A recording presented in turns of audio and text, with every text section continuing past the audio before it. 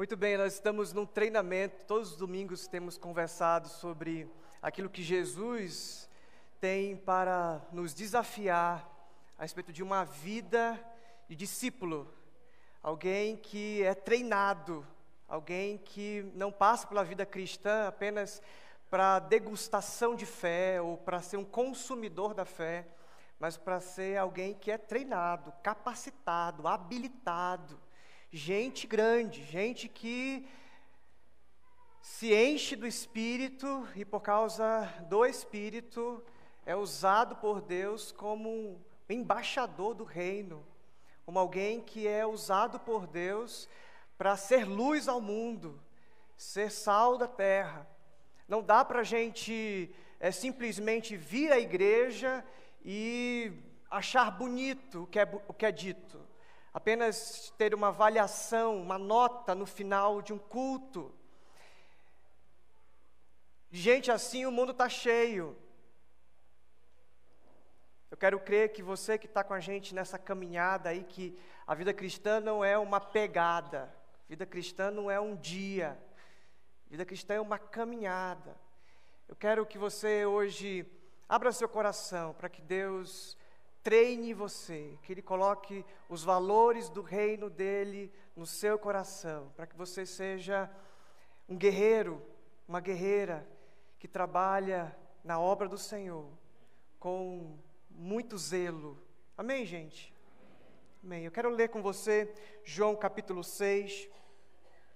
Hoje eu vou ler nessa linda Bíblia que eu ganhei da Mundo Cristão, nova versão transformadora.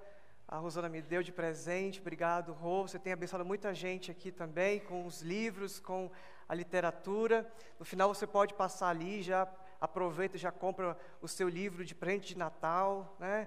Eu gostei de uma campanha que o João Lucas fez no Facebook, de a gente não comprar em multinacionais, em coisas muito conhecidas aí na lei do capitalismo, né? Comprar nessas grandes lojas. Compre em pequenas lojas, compre com pessoas da igreja, compre com pessoas que moram perto de você, que está fazendo o seu comércio ali pequeno, vendendo perfume, vendendo joia, vendendo roupa. Compre com pessoas que, de fato, estão ajudando famílias, estão abençoando vidas. Quando você compra um livro, por exemplo, você abençoa muito uma vida. Onde chega um livro, chega a palavra de Deus. Principalmente o pessoal do Mundo Cristão. Então, fiz o merchan aí, viu?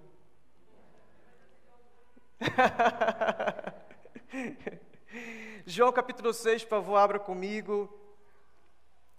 Nós vamos falar hoje sobre aquele que é treinado por Jesus, recebe pão multiplicado, ou vive dentro dessa rotina, vive se alimentando do pão que desce do céu, se alimenta de pão que é multiplicado. Esse texto é um dos textos mais lindos da palavra de Deus. Inclusive Jesus, enquanto estava aqui na terra, ele tinha essa prática de pegar aquilo que se tem, aquilo que se apresenta no momento, para transformar em algo melhor.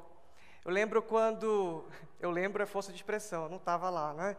Mas eu lembro quando Jesus, ele transforma as águas que estavam à porta para uma higiene cerimonial, ele transforma em vinho numa festa de casamento. Eu penso também no momento que Jesus, quando ele vai pagar um imposto, ele fala para Pedro: Pedro, vai lá, pega um peixe, porque dentro da boca desse peixe tem uma moeda, nós vamos pagar, eu pago o meu e o seu. Então Jesus sempre se aproveita das coisas que se tem para fazer coisas incríveis.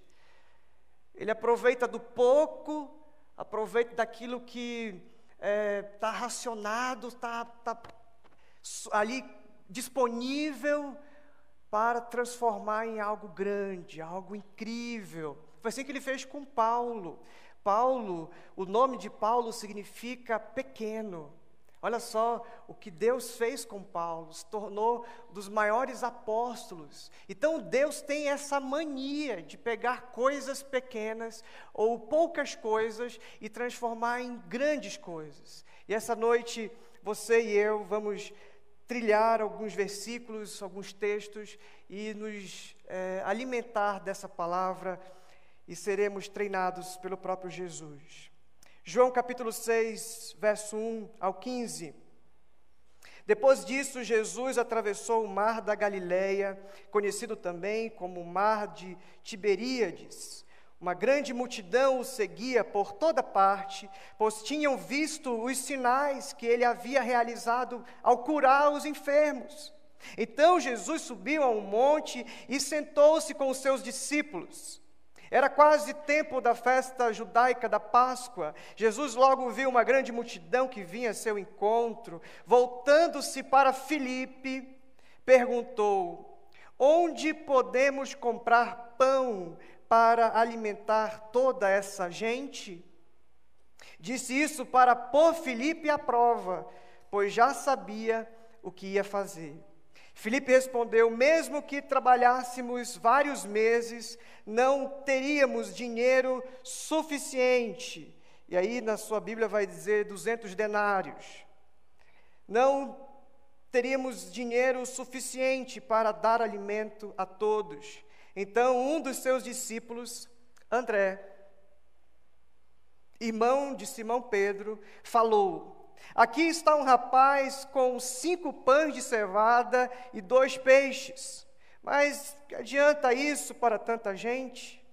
Jesus respondeu: digam ao povo que se sente. Todos se sentaram na grama que cobria o monte. Só os homens eram cerca de 5.000.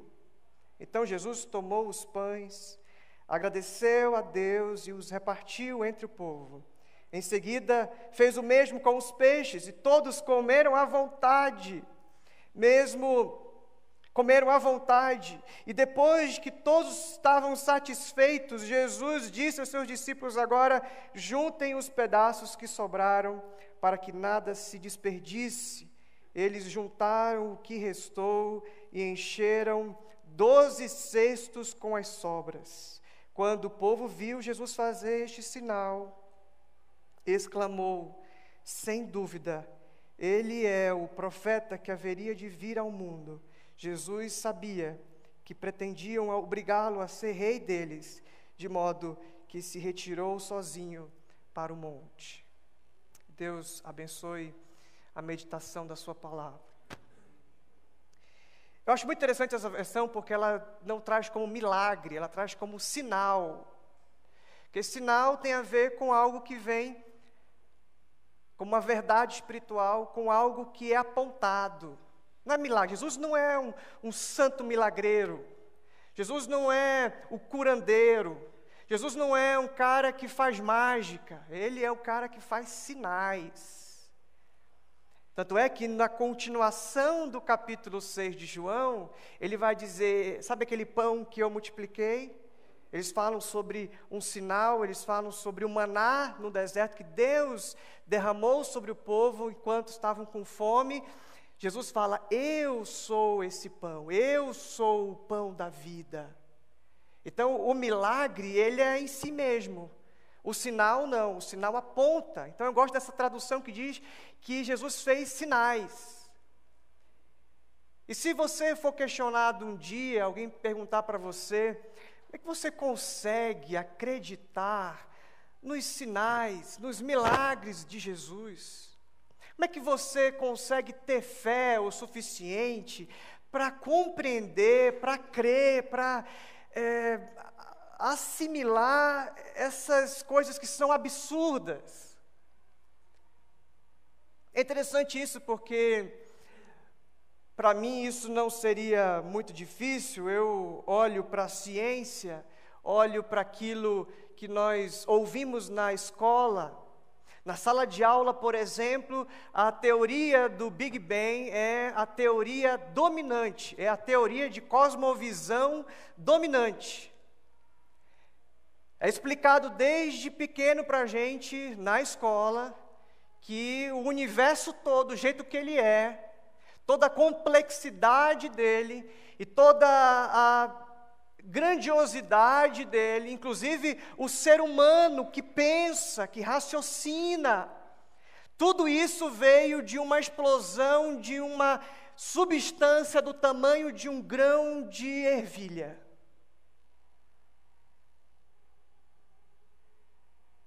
Um grão de ervilha numa explosão, numa convulsão. Esse grão de ervilha que não se sabe a origem, que era antes de todas as coisas, 13 bilhões de anos atrás, e ainda se diz nessa ciência que é uma ciência observável. Então traz esse cientista com 13 bilhões de anos, para a gente saber como é que ele observou isso. Fazer igual aquele camarada da escolinha do professor Raimundo. Tinha uma foto, tinha um registro. A preocupação da ciência é que haja registro, que haja uma questão que é observável, que é documentada. Mas, espera aí, como assim? A teoria dominante, a cosmovisão, a visão que se tem do cosmos, do universo, do mundo, é uma teoria que precisa de fé. Vocês concordam comigo que essa teoria precisa de fé? Vocês se preocupam com o que os seus filhos ouvem, então, na escola? Porque é importante a gente, em casa, desfazer isso, ensinar, porque está precisando de mais fé para crer nisso do que fé naquilo que Jesus faz, naquilo que Deus faz. É interessante isso aqui. Então, eu fico pensando que crer naquilo que acontece como sinal e como milagre de Jesus não fica difícil. É claro que se você acreditar no único absurdo da palavra de Deus, e para mim, o maior dos absurdos é a ressurreição de Cristo. A maior questão para a gente conseguir seguir em frente na fé cristã é a gente crer na ressurreição de Cristo. Porque Jesus ressuscitar o morto, não é difícil acreditar. O morto ser ressuscitado não é difícil. Agora, o morto se ressuscitar, eu quero ver. Então, depois que você acredita na ressurreição de Cristo, todos os outros milagres que Ele faz ficam fáceis de serem entendidos, de serem captados, de serem assimilados, de serem acreditados. E acho interessante, então, quando isso aqui acontece, pensando na proporção, né? O mundo pensa, uma ervilha dá origem para o universo e não consegue crer que 5 pães e 2 peixinhos conseguem alimentar praticamente 25 mil pessoas. Vocês conseguem entender que é duas proporções que não conseguimos equiparar? Uma ervilha dá origem para tudo isso que nós conhecemos e o mundo crê, e é observável, e existe livros, Bíblias escritas a respeito dessa tese, mas as pessoas não conseguem, os ateus ou os agnósticos ou cientistas não conseguem crer que Jesus transformou pães e peixes para alimentar uma multidão de 5 mil homens, sem contar mulheres e crianças, que então vai para uma estimativa de 25 mil pessoas. Muito interessante isso aqui. Eu fico pasmo quando eu vou atrás de argumentos a respeito do confronto com a fé, quando, acho que foi C.S. Lewis que falou, se alguém lembrar, me corrija aí. Ele falou que essa teoria do Big Bang é tão sem noção, tão ridícula, que é a mesma coisa de eu entender que eu vou ter num hangar, num galpão onde tem peças de uma aeronave, todas elas espalhadas pelo chão, e por causa de uma explosão naquele hangar, aquilo ali vai se transformar numa aeronave sozinho. É tão ridículo pensar nisso quanto crer na teoria da cosmovisão dominante do Big Bang. E aí você começa a crer nos milagres de Jesus, porque você começa a experimentar os milagres de Jesus até hoje. É isso que a teoria do Big Bang não consegue fazer. As teorias dos cientistas, inclusive algumas delas são refutadas depois. Freud, por exemplo, alguém que estudei na faculdade, fala um monte de coisa, aí lá no final da vida dele, já meio gaga, e diz assim, tudo que eu falei, tem uns erros aí, tem umas coisas que eu falei, não estava com a cabeça no lugar. Espera aí, eu vou crer então em alguém que depois que disse, disse. Só porque esse alguém já é consagrado, já tem autoridade, porque já é doutor, já é pós-doc, porque já foi aclamado um inteligente da área? Não, meus queridos, não é assim que a banda toca. Nós não cremos naquilo que é observável, nós cremos em coisas sobrenaturais. Nós temos uma fé que é baseada numa palavra. Nós temos uma fé que é baseada numa relação com Jesus, que é diária. Não Jesus que morreu, ressuscitou e desapareceu depois do nada e não age no mundo hoje. Ele continua agindo. A igreja, essa reunião de hoje, é a concretização, é a realidade mais palpável da presença de Jesus.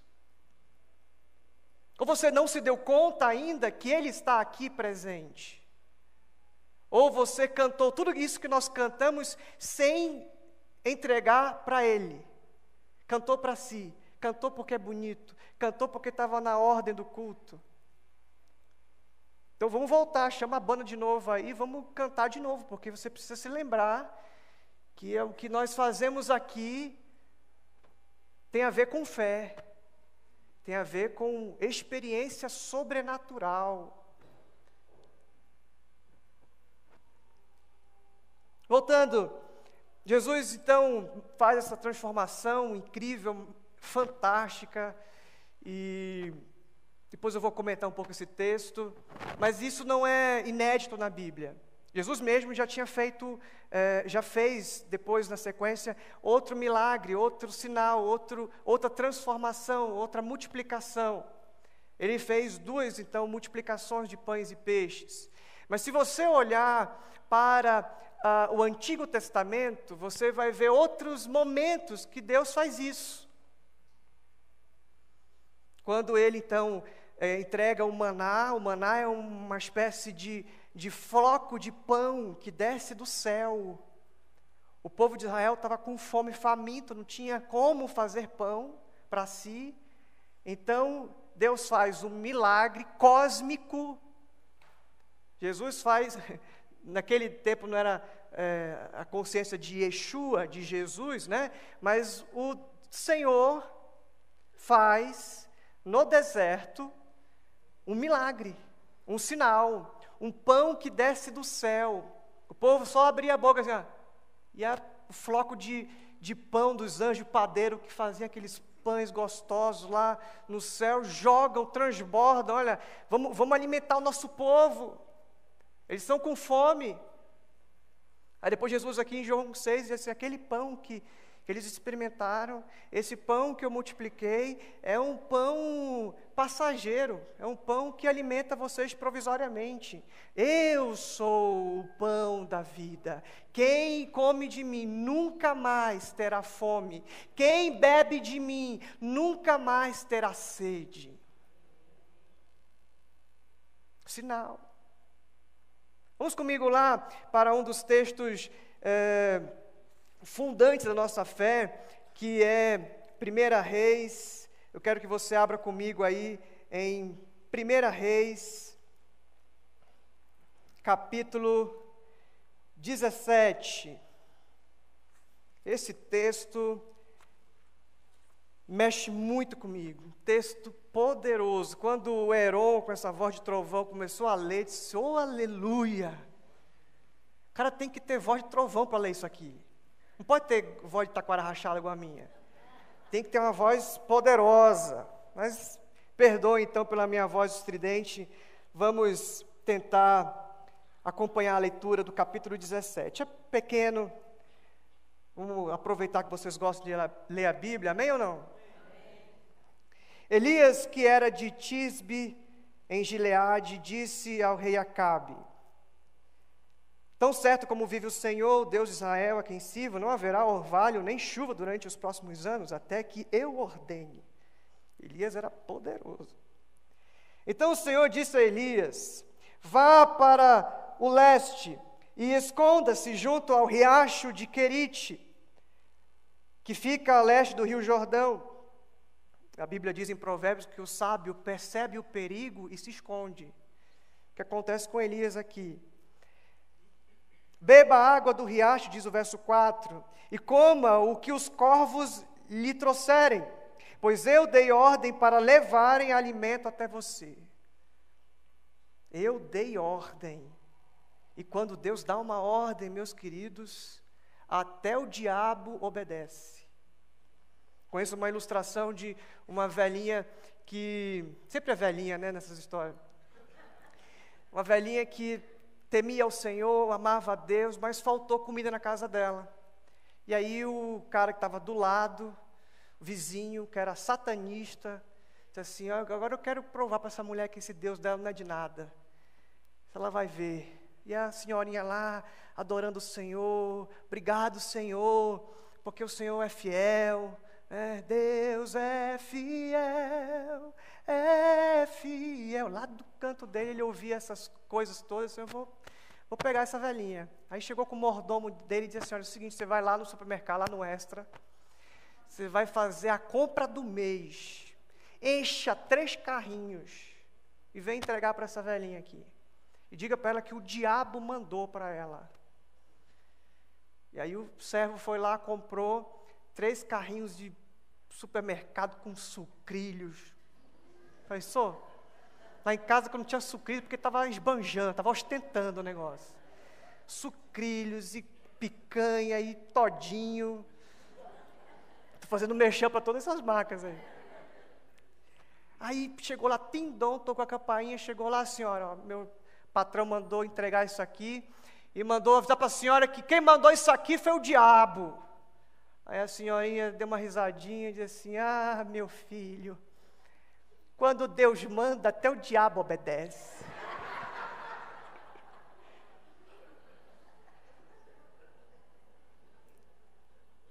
Eu ordenei, olha só aqui, Deus ordenou os corvos que lhe trouxessem.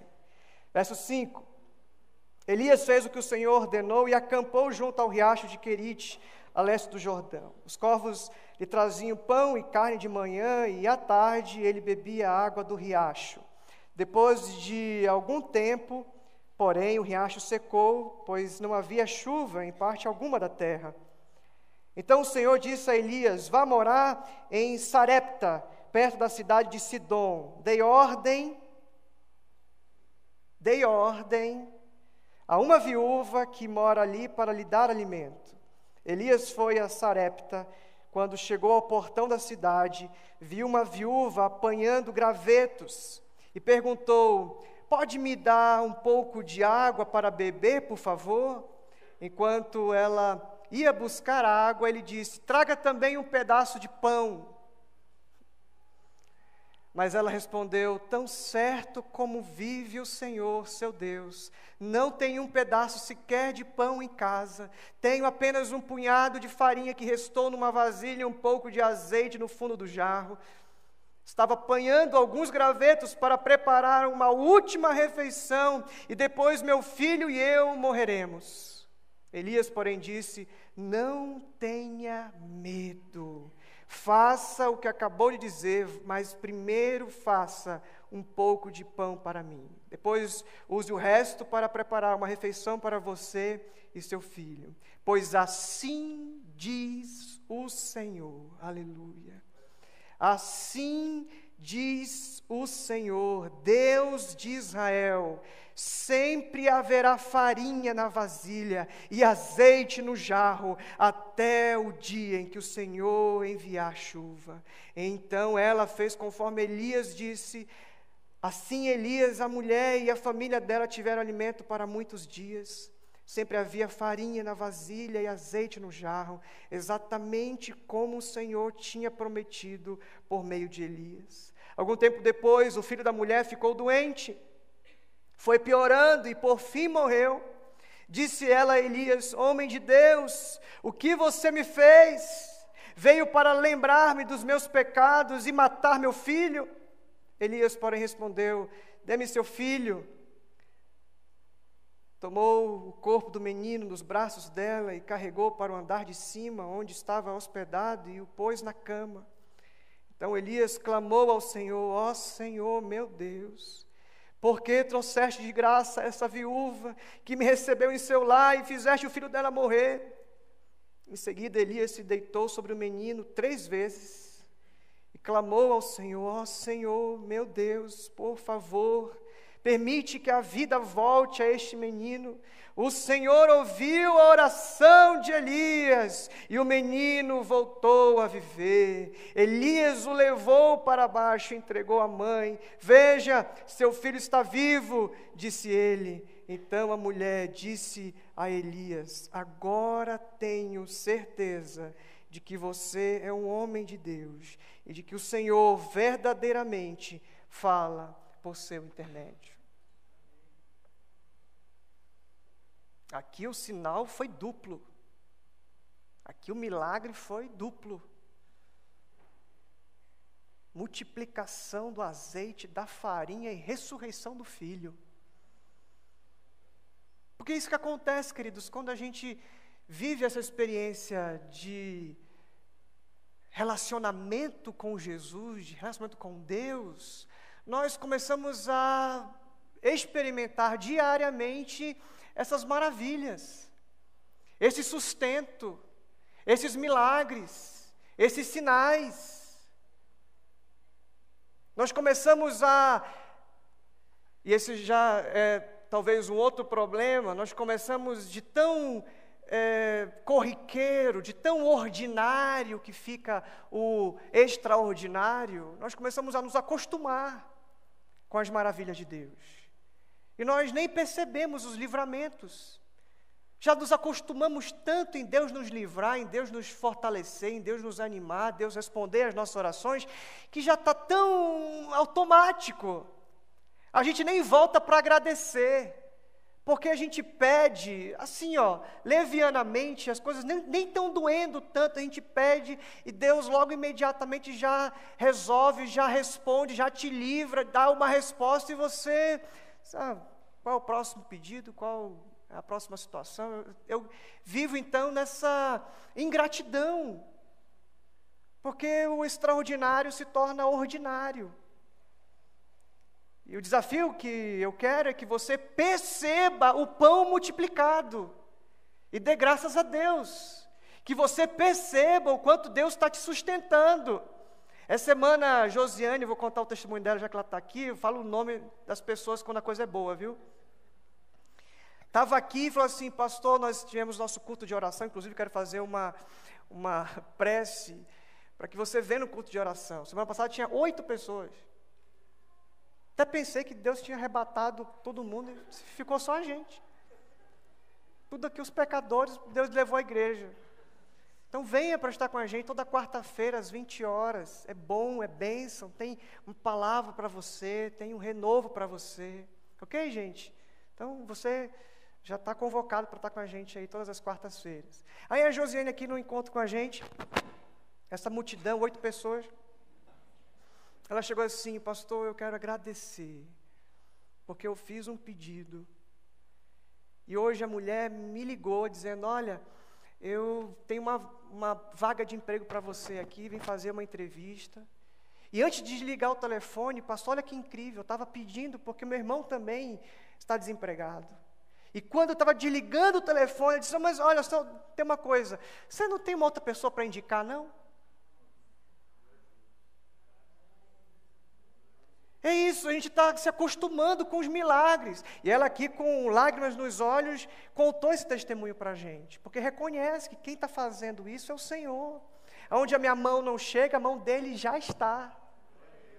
Então eu consigo exercitar a minha fé porque eu estou ligado, estou percebendo, estou vendo os feitos do Senhor. Então meu coração se enche de gratidão, eu começo a testemunhar, e eu posso então dizer essa frase da viúva aqui de Sarepta. Olha, eu sei que o Senhor fala por seu intermédio, eu sei que Deus continua agindo, eu sei que o Senhor não se esqueceu de mim. Precisamos continuar essa nossa caminhada de cristãos que exaltam o Deus que responde. Não só um bando de cristão que pede, que clama, que sofre. Espera aí, meus irmãos. Homem de dores era o Senhor Jesus. Ele levou sobre si todas as dores, todo o sofrimento. Você tem que viver agora debaixo de uma outra realidade, de uma realidade chamada experiência com a fidelidade daquele que leva os nossos fardos, que nos anima, que é fiel, que é bom, que é generoso, que renova as suas misericórdias todas as manhãs. E na continuação aqui, eu quero que você ainda abra comigo a sua Bíblia, só na continuação aqui de 2 Reis, capítulo 4.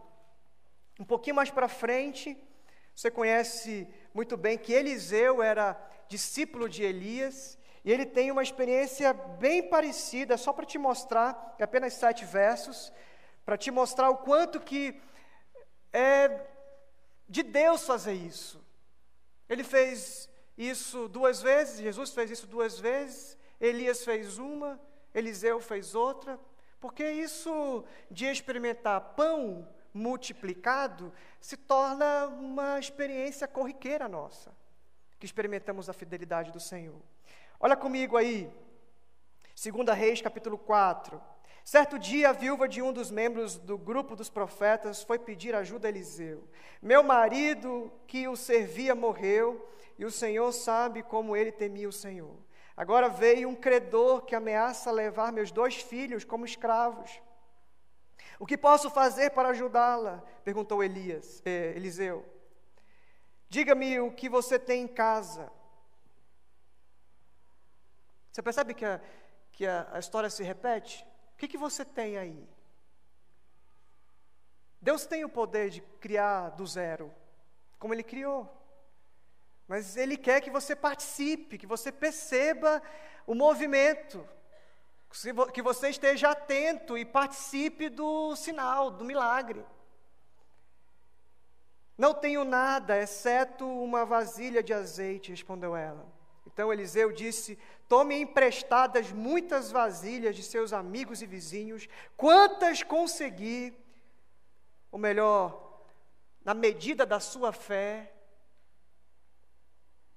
Depois entre em sua casa com seus filhos, feche a porta, derrame nas vasilhas o azeite que você tem e separe-as quando estiverem cheias. A viúva seguiu as instruções de Eliseu, seus filhos traziam vasilhas e elas enchia. Logo todas estavam cheias até a borda. Traga mais uma vasilha, disse ela a um dos filhos. Acabaram as vasilhas, respondeu ele, e o azeite então parou de correr. Quando ela contou ao homem de Deus o que havia acontecido, ele disse, agora venda o azeite e pague suas dívidas, você e seus filhos poderão viver do que sobrar.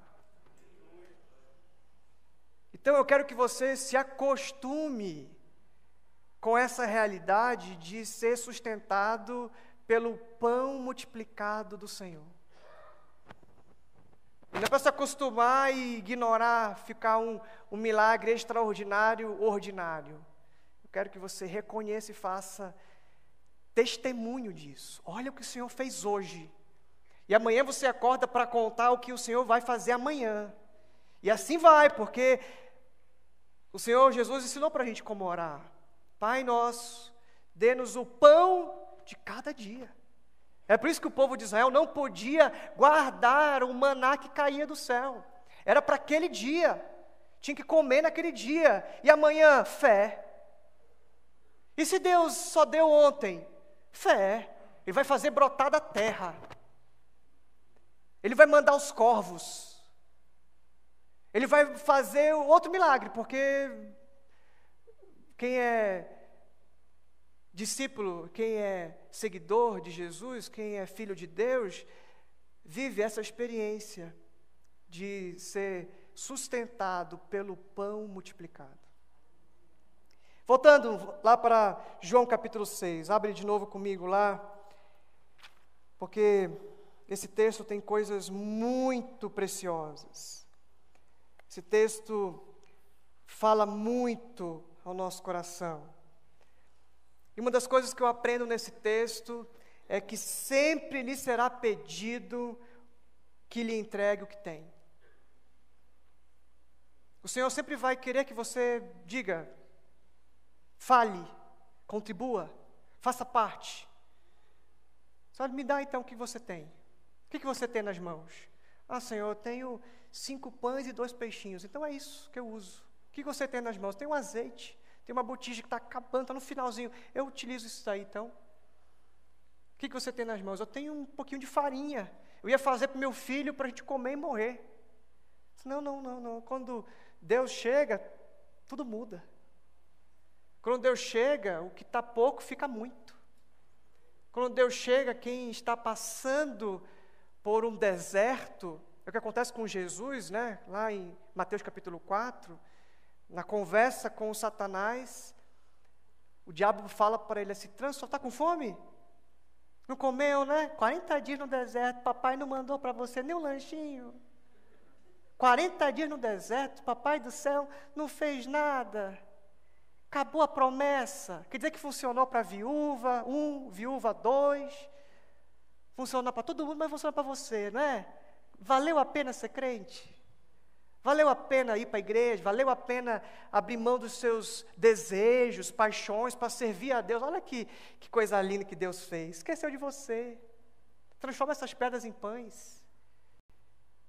E a pior desgraça que pode acontecer com alguém é comer pedra pensando que é pão. Primeira coisa que acontece é quebrar os dentes da frente.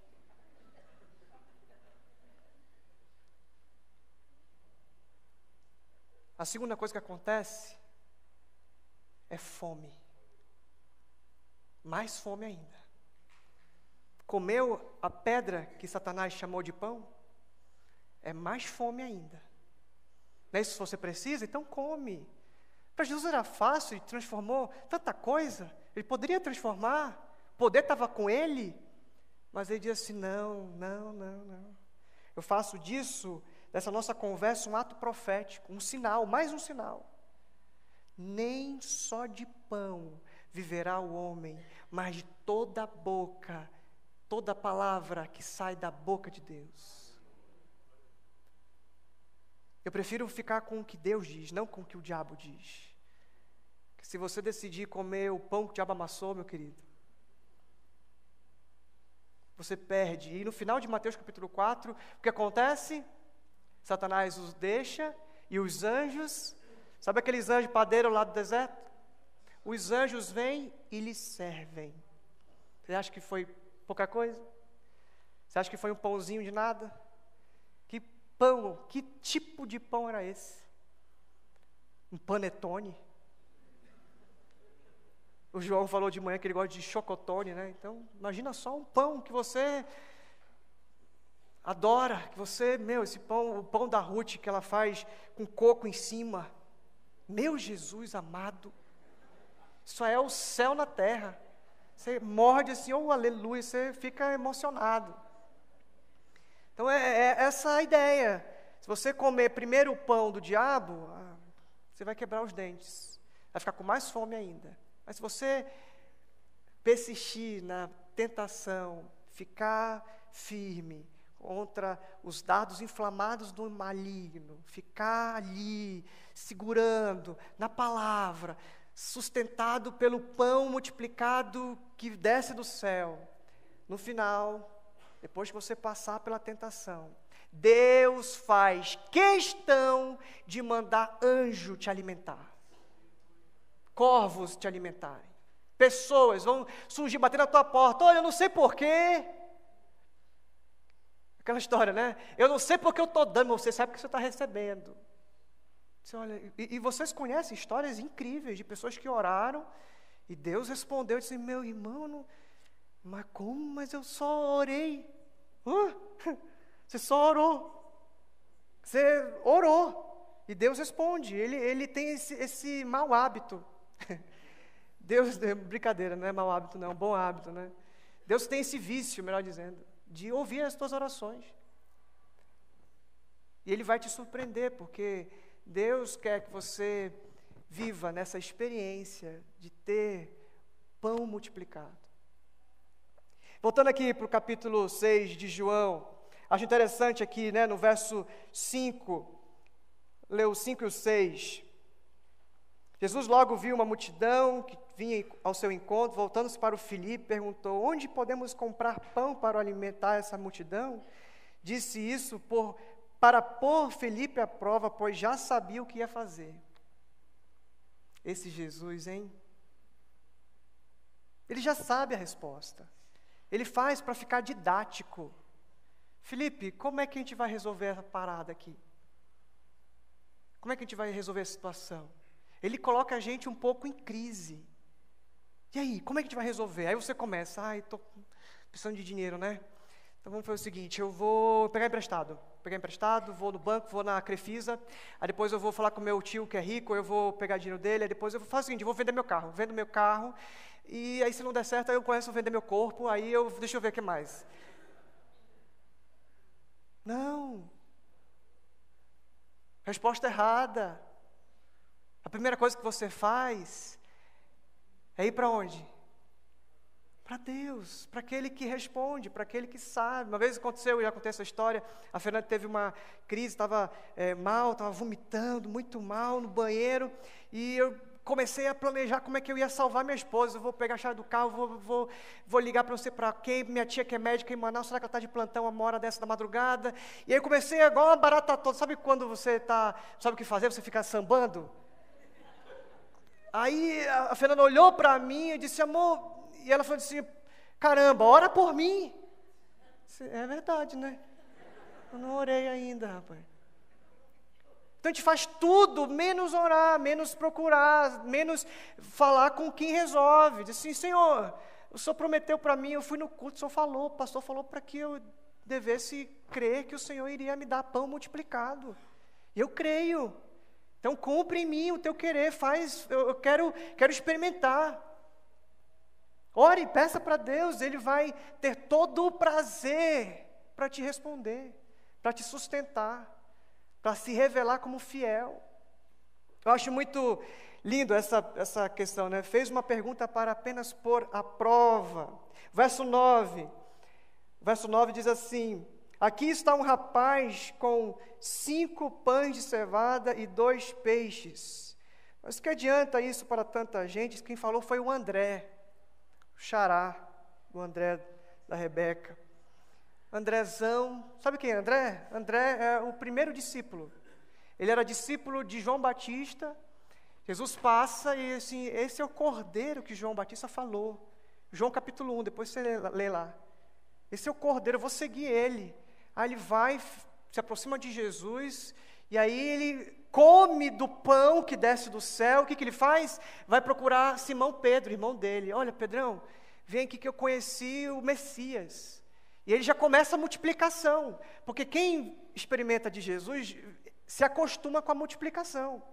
E aí ele vai lá e chama o Simão já fica emocionado, já vai seguir Jesus, e esse André aqui é o cara que já está tão acostumado com Jesus multiplicando, que ele já foi proativo. Ele chegou lá e disse, olha Jesus, eu trouxe um moleque aqui, não queria vir não, mas eu trouxe.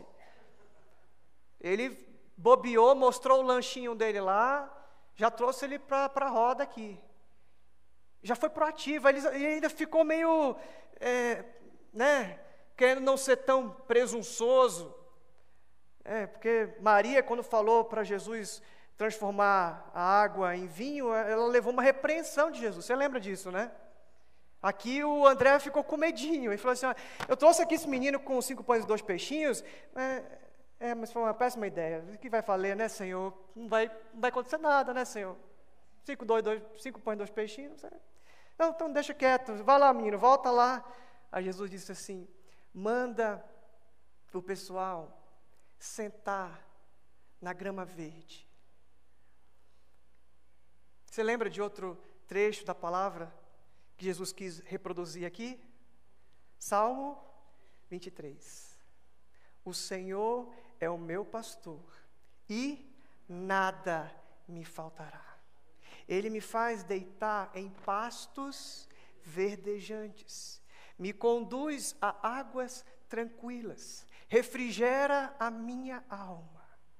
Guia-me pela vereda da justiça, por amor, não de mim. Meus queridos, se Deus não tiver motivo para te abençoar, Ele vai te abençoar porque Ele tem amor por Ele, porque Ele tem amor pelo nome dEle, por amor do seu nome. Prepara uma mesa perante mim, para eu experimentar pão multiplicado, para eu experimentar da sua provisão, para eu experimentar o quanto que Deus é fiel e é generoso, e é extravagante, e adora se revelar. Jesus monta de novo o cenário do Salmo 23, e é lindo ver isso acontecendo mais uma vez, para que os discípulos se apropriasse daquele momento, gravasse aquela cena e tivesse plena consciência que Deus estava ali. Você já se surpreendeu com o que Jesus faz? Qual foi a última vez que você se surpreendeu com aquilo que Ele faz? Que Ele usa o que você tem. O que você tem? Ah, Senhor, eu só tenho isso. Bom, traz para mim, me entrega, coloca nas minhas mãos. Senhor, mas se eu entregar, eu fico sem, eu fico vazio. Não, querido, não, querida, não é assim que funciona no meu reino. Uns dias atrás eu conversei com um adulto da nossa igreja que está se separando da esposa. Ele me falou, pastor, minha mulher está me deixando, está se separando de mim, já está com outro, e ela está sendo muito injusta na separação dos bens. Está querendo levar tudo, pastor. Eu falei para ele, sabe por que ela quer levar tudo? Porque ela está vazia. Quem pega o que não é seu, quem pega do outro e quer ver o outro na desgraça, na miséria, é porque está vazia, está faltando. Nunca provou do pão que desce do céu, nunca provou de uma plenitude, porque Ele disse que quem come de mim nunca mais terá fome, quem bebe de mim nunca mais terá sede. Então por isso que ela está fazendo isso, por isso que ela está te judiando, porque ela está com raiva, ela está magoada, ela quer sair por cima. Sabe o que você tem que fazer? O que Jesus falou, se alguém te obrigar a dar a capa, dê também a túnica. Então, prefira obedecer Jesus. Vai ser difícil, vai ser complicado, mas eu te garanto, como poucas coisas que eu posso garantir na minha vida, que você vai experimentar dos milagres da multiplicação do Senhor. Talvez você seja essa pessoa que está faltando, está desempregada e que está dizendo assim, pastor, você não sabe o que está acontecendo. Não, o senhor está por fora, o senhor tem seu emprego, no final do mês você recebe o seu salário, está tudo bem com você.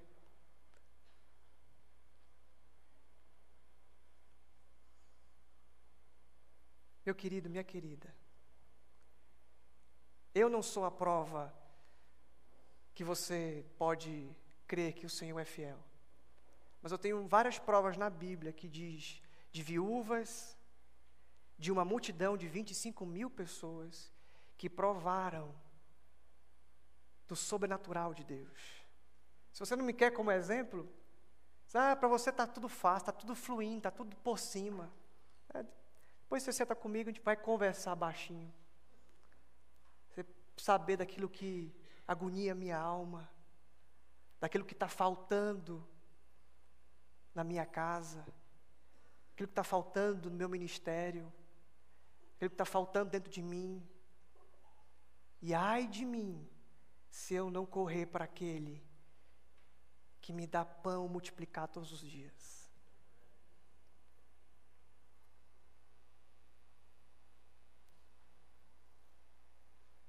Segunda e última palavra que eu quero te dizer é que a primeira é que Deus usa o que você tem.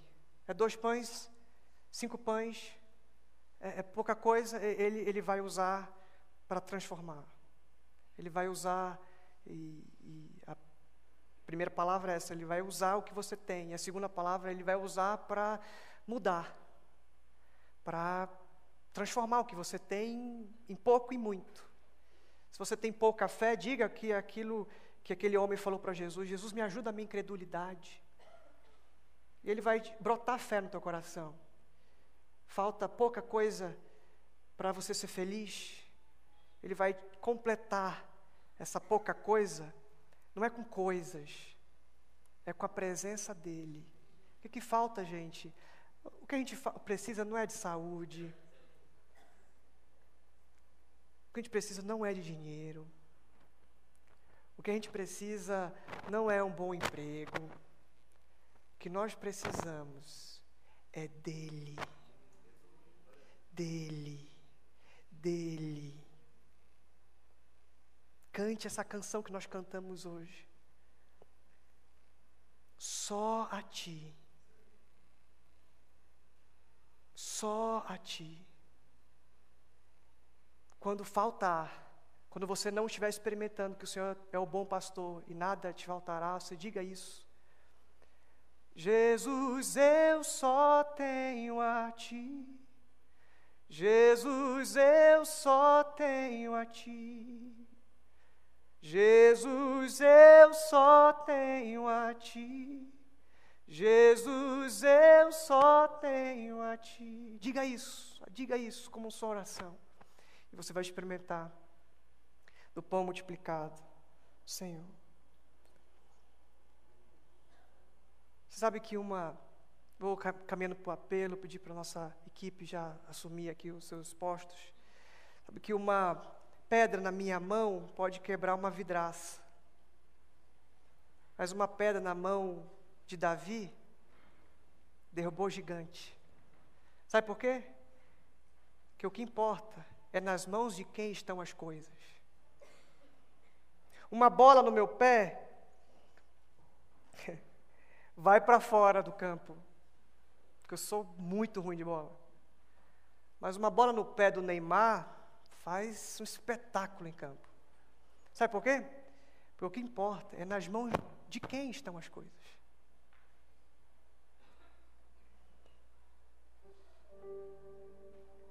Quando eu olho para a palavra de Deus, eu vejo essas coisas acontecendo.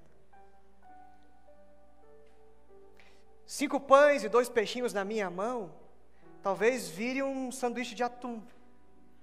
Só. Mas nas mãos do Senhor Jesus, alimentou multidões. Sabe por quê? Porque o que importa é nas mãos de quem estão as coisas. É a situação que você está, coloca na mão do Senhor. Experimente o que Ele diz no Salmo 37, verso 5. Entrega o teu caminho ao Senhor. Confia nele. E o mais, Ele fará. Não é você que levanta e trabalha e consegue dinheiro. Nunca foi. Não é sua astúcia, não é sua inteligência, não é quem te indicou. Não, não, não, meu querido. Não acredite nessa mentira que a tua cabeça fabrica todos os dias. Não é na força do teu braço. A vida só dá certo se estiver nas mãos dele. Porque o que importa é nas mãos de quem estão as coisas. Se estiver nas tuas mãos, péssimo negócio. Se estiver nas mãos do autor e consumador da nossa fé, aquele que transforma o extraordinário em ordinário, aquele que constantemente multiplica pão, porque ele disse: eu sou o pão, eu sou o pão. Se você experimentar do pão que desce do céu, você vai preferir deixar sempre as coisas na mão dele, porque ele sabe o que fazer. Os seus filhos, a criação dos seus filhos, nas suas mãos, desastre.